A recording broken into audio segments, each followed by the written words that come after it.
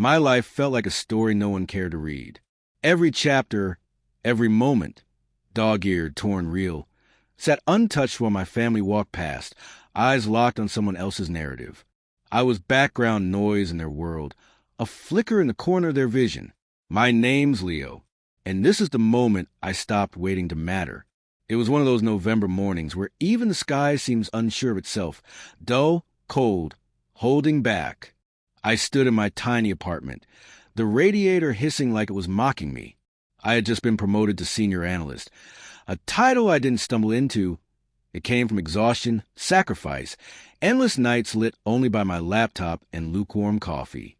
I typed out a message to my parents, thumb hovering, debating whether to hit send. I did, and like every time before, silence, not even a congrats. Just nothing. Not that day. Not the day after. Just quiet, the kind that digs its claws into your ribs. At the office, my teammate Julian slapped my back, handed me a cheap beer from the communal fridge. "Big win, Leo," he said, smiling wide. I clinked my bottle to his, grinned, and swallowed more than the drink. It was kind, sure, but it wasn't the voice I was aching to hear. That night I sat on my fire escape, watching the city breathe. Horns, laughter, flashes of someone else's joy. My phone stayed dark. I told myself I didn't need them to be proud, that I'd made this life without their help.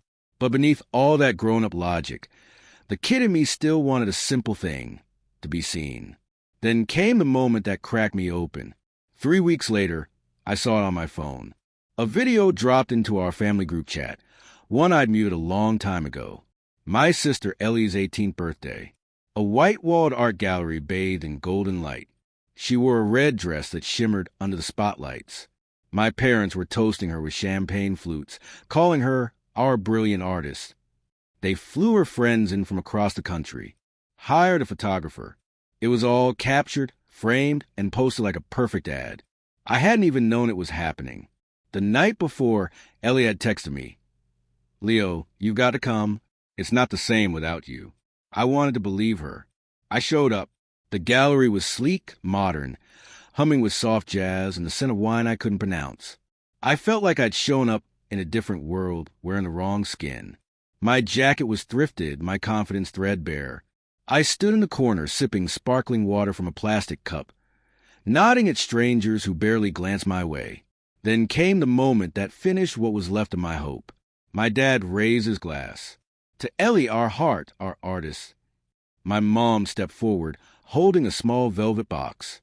"This is just the beginning," she said, handing it to her.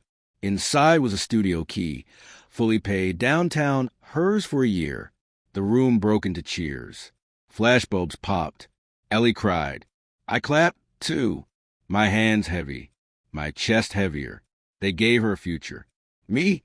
I couldn't get a reply to a text. On the subway ride home, the city blurred past like a memory I never lived. It wasn't just about the gift or the gallery. It was a year's, every overlooked effort, every ignored message. The nights I worked doubles at a diner just to stay afloat because money's tight. The way their love always seemed to orbit her. The next morning, I was digging through old boxes in my closet when I found it, a forgotten folder of my dad's business documents. Inside was a contract, A/$20, 000 deposit, for Ellie's art show, dated 6 months back. 6 months. I remembered asking for help with my student loans. They'd said there was no room in the budget, said my dad's firm had a bad year. I believed them. That paper felt like betrayal in ink. It wasn't about the money. It was about who mattered and who didn't. 2 days later, my phone rang. My mom. Cheerful. Leo, wasn't Ellie's show amazing? It cost a fortune, but worth every cent. Actually, we're short on catering costs. Can you help out a bit? You're doing so well now. I stare at the wall, the envelope still in my hand. You want me to pay for a party? I asked, voice low. She laughed nervously. Leo, don't make this a thing. Ellie's just starting out. You've always been okay. Okay. That word. It crushed everything. I'm done, I said, and hung up. That silence? It wasn't hollow anymore. It was mine. I texted them. Friday? We talk.